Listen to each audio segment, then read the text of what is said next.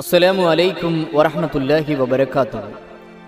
கடமையான தொழுகைக்கு முன்னும் பின்னும் எத்தனை ரக்காத்துகள் நாம் தொழுக வேண்டும் என்பதை சஹீஹான ஹதீஸின் அடிப்படையில் இருந்து நாம் ஒவ்வொன்றாக இப்போது நாம் பார்க்க இருக்கிறோம். ஃபஜ்ருடைய சுன்னத்துகள் புகாரியிலே 1163வது ஹதீஸாக இடம்பெறுகிறது. அன்னை ஆயிஷா ரலியல்லாஹு அன்ஹா அவர்கள் அறிவிக்கின்றார்கள், நபிகள் நாயகம் ஸல்லல்லாஹு அலைஹி வஸல்லம் அவர்கள் உபரியான தொழுகையில், அதாவது சுன்னத்தான தொழுகையில் ஃபஜ்ருடைய 2 ரக்காத்துகளுக்கு கொடுத்த முக்கியத்துவத்தை போல் வேறு எதற்கும் அதிக முக்கியத்துவம் கொடுக்க மாட்டார்கள் என்று இங்கே ஆயிஷா ரலியல்லாஹு அன்ஹா அவர்கள் சொல்லுகின்றார்கள். ஃபஜ்ருடைய கடமையான தொழுகைக்கு முன்பாக 2 ரக்காத்துகள் நாம் தொழுது கொள்ள வேண்டும். ஃபஜ்ருடைய பின் சுன்னத் புகாரியிலே 581வது ஹதீஸாக உமர் ரலியல்லாஹு அன்ஹு அவர்கள் அறிவிக்கின்றார்கள், ஃபஜ்ர் தொழுகைக்கு பின் சூரியன் உதிக்கும் வரை தொழுவதற்கும் அசர் தொழுகைக்கு பின் சூரியன் மறையும் வரை தொழுவதற்கும் நபிகள் நாயகம் ஸல்லல்லாஹு அலைஹி வஸல்லம் அவர்கள் தடை செய்தார்கள். ஆக ஃபஜ்ருக்கு முன் 2 ரக்காத்துகள், ஃபஜ்ருக்கு பின் சுன்னத் தொழுகை கிடையாது. அடுத்ததாக லுஹருடைய சுன்னத்துகளை நாம் பார்த்தால் புகாரியிலே 937வது ஹதீஸாக இப்னு உமர் ரலியல்லாஹு அன்ஹு அவர்கள் அறிவிக்கின்றார்கள், நபிகள் நாயகம் ஸல்லல்லாஹு அலைஹி வஸல்லம் அவர்கள் லுஹர் தொழுகைக்கு முன்னர் 2 ரக்காத்துகளும் லுஹர் தொழுகைக்கு பிறகு 2 ரக்காத்துகளும் தொழுபவர்களாக இருந்தார்கள் என்று இங்கே சொல்லப்படுகிறது. லுஹருடைய முன் சுன்னத்துகள் 2, பின் சுன்னத்துகள் 2. மற்றொரு ஹதீஸில் அன்னை ஆயிஷா ரலியல்லாஹு அன்ஹா அவர்கள் அறிவிக்கின்றார்கள், புகாரியிலே 1182வது ஹதீஸாக இடம்பெறுகிறது, லுஹருக்கு முன் 4 ரக்காத்துகளையும் சுபுகுக்கு முன் 2 ரக்காத்துகளையும் விட்டுவிடாதே என்று நபிகள் நாயகம் ஸல்லல்லாஹு அலைஹி வஸல்லம் அவர்கள் கூறினார்கள் என்று இங்கே அன்னை ஆயிஷா ரலியல்லாஹு அன்ஹா அவர்கள் சொல்லுகின்றார்கள். ஆக இந்த ஹதீஸின் அடிப்படையிலே லுஹருடைய முன் சுன்னத் 4ஆகவும் சுபுகுக்கு முன் 2 ரக்காத்துகளையும் அல்லாஹ்வுடைய தூதர் ஸல்லல்லாஹு அலைஹி வஸல்லம் அவர்கள் நீங்கள் கைவிட்டு விடாதீர்கள் என்பதை அல்லாஹ்வுடைய தூதர் ஸல்லல்லாஹு அலைஹி வஸல்லம் அவர்கள் அறிவிக்கின்றார்கள். அடுத்ததாக திருமதியிலே 429வது ஹதீஸாக ஹசன் தரத்திலே அமைந்திருக்கக்கூடிய ஒரு நபிமொழி அலி ரலியல்லாஹு அன்ஹு அவர்கள் அறிவிக்கின்றார்கள், அல்லாஹ்வுடைய தூதர் நபிகள் நாயகம் ஸல்லல்லாஹு அலைஹி வஸல்லம் அவர்கள் அசர் தொழுகைக்கு முன் 4 ரக்காத்துகள் தொழுவார்கள். நெருக்கமான வானவர்கள், மூமீன்கள் மற்றும் முஸ்லிம்கள் அனைவரின் மீதும் சலாம் கூறுவதன் மூலம் அந்த 4 ரக்காத்துகளை 2 ரக்காத்துகளாக பிரித்து தொழுவார்கள் என்று அலி ரலியல்லாஹு அன்ஹு அவர்கள் அறிவிக்கின்றார்கள். இப்போது அசருக்கு முன் 4 ரக்காத்துகள், அதை 2 அல்லாஹ்வுடைய தூதர் ஸல்லல்லாஹு அலைஹி வஸல்லம் அவர்கள் பிரித்து தொழுவார்கள். அடுத்ததாக மஹ்ரிஃபுடைய சுன்னத் புகாரியிலே 1183வது ஹதீஸாக இடம்பெறுகிறது. அப்துல்லா பின் முஹப்பல் ரலியல்லாஹு அன்ஹு அவர்கள் அறிவிக்கின்றார்கள், மஹரிபுக்கு முன்னர் தொழுங்கள் என்று நபிகள் நாயகம் ஸல்லல்லாஹு அலைஹி வஸல்லம் அவர்கள் கூறிவிட்டு விரும்பியவர் தொழட்டும் என்று ரசூலுல்லாஹி ஸல்லல்லாஹு அலைஹி வஸல்லம் அவர்கள் கூறினார்கள்.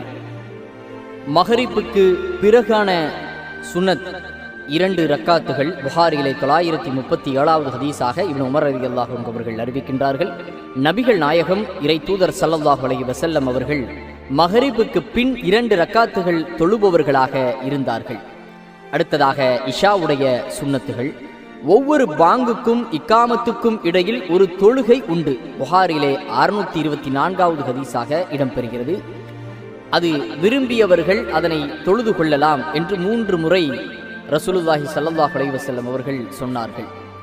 அடுத்ததாக அருமை சகோதர சகோதரிகளே, புகாரியிலே 937வது ஹதீஸாக நபி ஸல்லல்லாஹு அலைஹி வஸல்லம் அவர்கள் இஷா தொழுகைக்கு பிறகு 2 ரக்காத்துகள் தொழுபவர்களாக இருந்தார்கள். ஃபஜ்ர் தொழுகைக்கு முன் சுன்னத் 2 ரக்காத்துகள், லுஹருக்கு முன் சுன்னத் 2 அல்லது 4 ரக்காத்துகள், பின் சுன்னத் 2 ரக்காத்துகள், அசர் தொழுகைக்கு முன் 4 ரக்காத்துகள். இந்த 4ஐ 2 பிரித்து தொழுக வேண்டும்.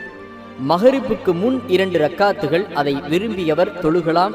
மஹரிப் தொழுகைக்கு பின் சுன்னத் 2 ரக்காத்துகள். இஷாவிற்கு பின் 2 ரக்காத்துகள் நாம் தொழுது கொள்ள வேண்டும், பின் சுன்னத்.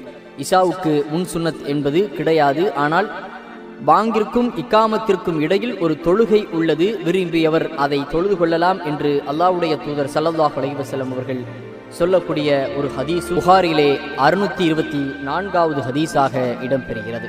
இப்போது இந்த சுன்னத்தான தொழுகையை தொழக்கூடிய ஒருவருக்கு கிடைக்கக்கூடிய சிறப்பு வெகுமதி என்ன தெரியுமா?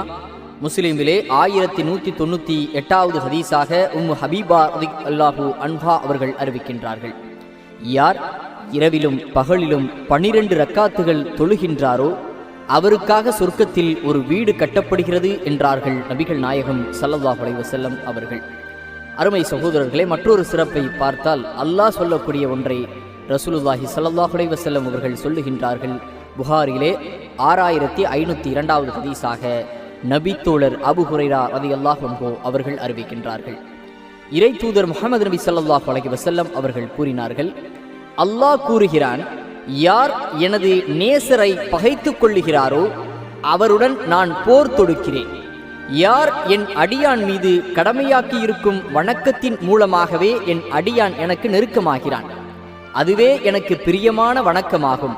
எனது அடியான் உபரியான சுன்னத்தான வணக்கங்கள் மூலம் என்னை நெருங்கிக் கொண்டிருக்கிறான், அதன் பயனாக அவனை நான் நேசிக்கிறேன். அல்லாஹ் கூறுகிறான், நான் அவனை நேசிக்கும் போது அவன் செவியுறுகின்ற செவியாகவும் அவன் பார்க்கின்ற பார்வையாகவும் நான் ஆகிவிடுகிறேன். அவன் என்னிடம் பாதுகாவல் தேடினால் பாதுகாப்பு அளிக்கிறேன். மூமினுடைய உயிரை கைப்பற்றும் போது அடையும் சங்கடத்தை போன்று நான் செய்கின்ற வேறு எந்த காரியத்திலும் நான் சங்கடம் அடைவதில்லை.